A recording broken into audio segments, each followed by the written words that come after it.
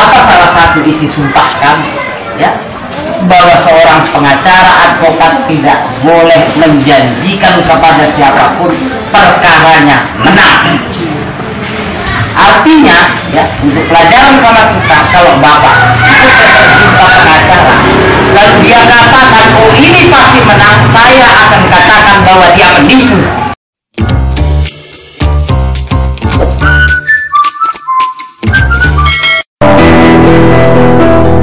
Dalam setiap hukum yang tak adil, pengacara turut pula memberi andil. Setiap hukum yang dipakai menindas, pengacara seharusnya hadir mewakili tertindas. Membela mereka yang dinista penguasa, mewakili mereka yang tak bisa bersuara. Pengacara berdaya menegakkan hukum ketika negara hanya kekuasaan belaka. Tapi laku pengacara ideal hanya bisa tercipta jika mereka hidup dalam keseimbangan rasa. Tak hanya mengejar materi semata, tapi peduli keadilan bagi kaum lemah. Mencari nafkah dengan martabat tinggi, bangga terhadap profesi, sehingga tak terbeli.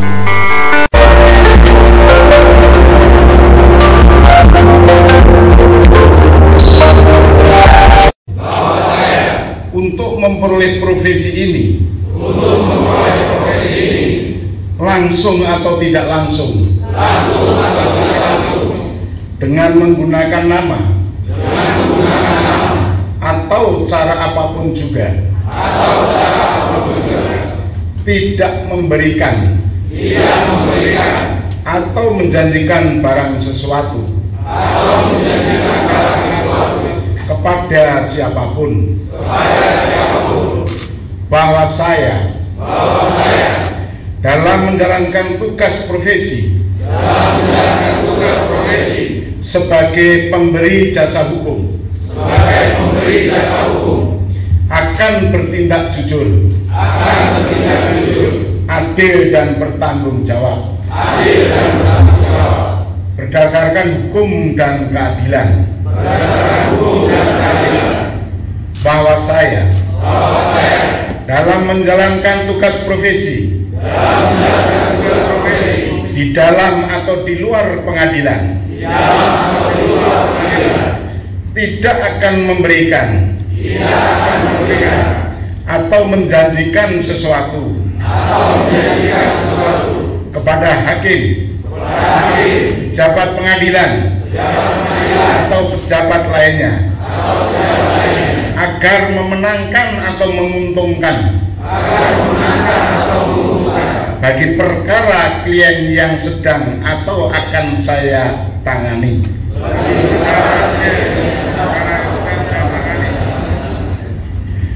Pernah nggak bang menangani kasus tapi kalau pengacaranya kan biasa berbayar bang, karena profesi kan bang. Ada nggak menangani klien yang bisa dibilang 0 rupiah bang? Iya. Ada bang? Banyak. Banyak. Banyak. Banyak pengalaman Bang Togar menangani klien yang kita bilang 0 rupiah, bahkan materainya akhir beli. Materainya untuk surat kuasa. Gitu. Bayangkan, benar-benar pengacara rakyat, karena pengacara yang memperjuangkan perkara-perkara hukum yang menjerat rakyat, yang terkadang harus butuh pembelaan, tapi tidak ada kekuatan finansial yang mencukupi untuk itu. Baik sahabat kawan-kawan semua, kita lanjut aja. Bang, apa sebenarnya yang memotivasi abang untuk berkecimpung di dunia hukum ini, menjadi pengacara atau advokat? Awalnya saya memang nggak punya keinginan untuk menjadi seorang advokat atau lawyer atau pengacara, karena sebelumnya saya itu lebih fokus ke dunia akademisi. Akademisi ya? Akademisi.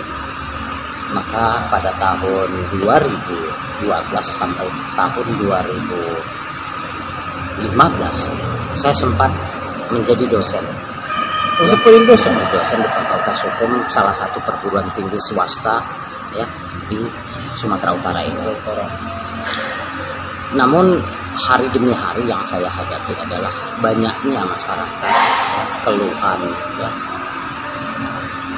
jiwa bahwa mereka membutuhkan seseorang yang bukan hanya bisa untuk mereka tempat konsultasi, tapi untuk melakukan pembelaan ya di dalam persidangan. Nah, jadi kalau yang sebelum itu pun sejak tahun-tahun 2010 saya udah banyak melakukan ini ya, memberikan advis hukum tapi di luar persidangan. Oh, tapi tidak beracara ya? Tidak beracara. Termasuklah misalkan jika ada oknum-oknum penegak hukum seperti misalkan penyidik yang melakukan ya kadangkala kekerasan, ya, penyiksaan, pemaksaan agar seseorang itu ya mengakui bahwa dia melakukan, walau faktanya kata mereka tidak melakukan suatu perbuatan pidana. Dan akhirnya ya karena itulah kondisinya, karena pada tahun sebelumnya memang saya tahun 2013 sudah ikut pendidikan advokat. 2013 sudah ikut pendidikan advokat. Bahkan waktu itu ya saya pernah seperti ikut try out sebelum ujian ya, yang pertama itu sekitar pesertanya 90, saya dapat ranking 8 ya. Lalu ikut yang kedua lagi dari sekitar 125 orang malah saya ranking 6. Kok bisa gitu bang? Nggak tahu. Jadi 10 peserta waktu itu sekitar 85, saya ranking 8. Ketika ikut yang kedua sekitar 125 peserta, saya malah makin naik, rankingnya ranking 6. Lancar kaji kadang diulang. Iya, tapi ya itu tadi, saya belum fokus ke situ karena dulunya ada teman sebenarnya yang saya selalu minta bantu untuk membantu masyarakat ya yang tidak mampu ini dan tanda petik terjolimi ya agar bantu gitu ya. Apakah misalkan dalam perkara pidana, termasuk dalam perkara perdata ketika hak-hak mereka dirampas oleh pengusaha ya, atau orang-orang yang berduit ya. Namun belakangan komunikasi dengan rekan ini sama sekali tidak ada lagi. Saya telepon tak mau ngangkat, SMS nggak mau balas, iya, makanya akhirnya saya putuskan, saya mundur dari ya dosen, saya harus masuk, saya harus menjadi lawyer. Ya. Walau waktu itu ada ya kawan-kawan di Medan yang akan lanjut aja sebagai akademisi sekaligus praktisi, tapi saya katakan ya bahwa jika dua-dua saya ambil, maka tidak akan ada yang maksimal. Ya. Kita ingat waktu kuliah dulu juga, ya kita agak-agak agak-agak marah kalau misalkan kita lagi kuliah, yang dikirim adalah asisten untuk ngajar. Itu kan kita ya biasanya sampai sekarang ada tuh. Iya. Akhirnya waktu itu begitu juga. Nanti kalau dua-dua saya ambil, maka ketika saya juga di lawyer ya misalkan lah ya klien kita itu kan membayar jasa.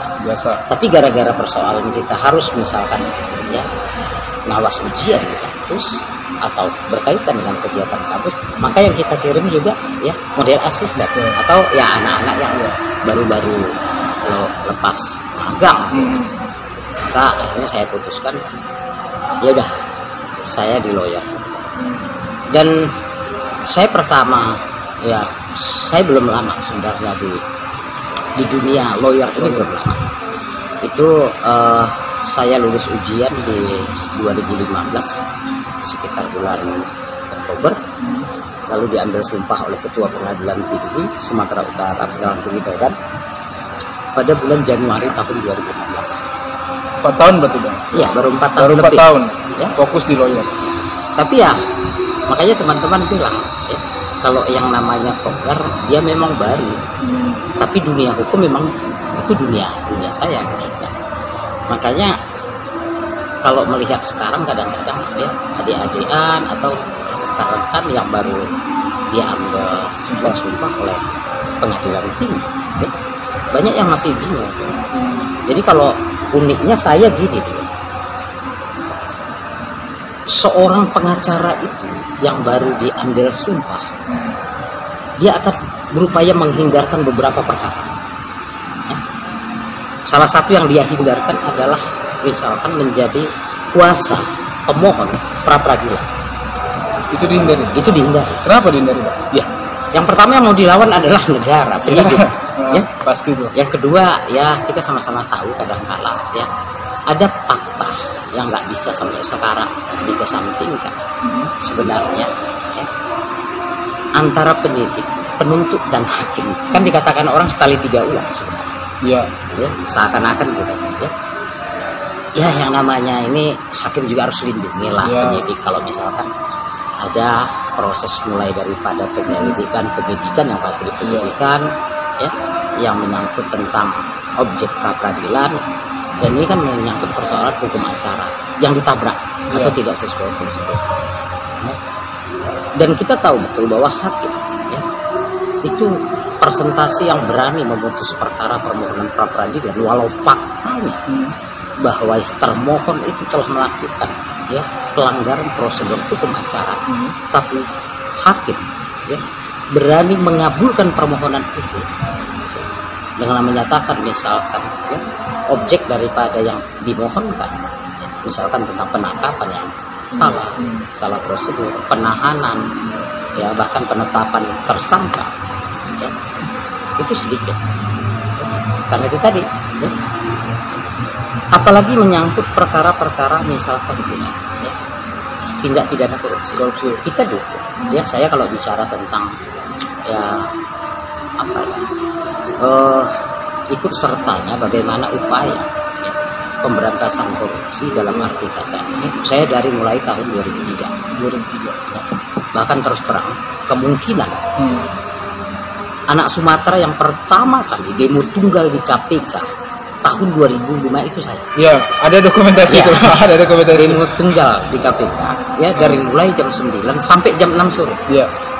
Jadi kawan-kawan, Bang Togar ini selain pengacara dulunya itu orator ulung. Ya. Silahkan tengok nanti kawan-kawan di channel YouTube ya Bang. Ya. Masih terekam itu channel YouTube-nya Bang Togar Lubis ya Bang. Iya, dan itu udah di atas 2010. Sebenarnya yang saya lakukan itu mulai 2004.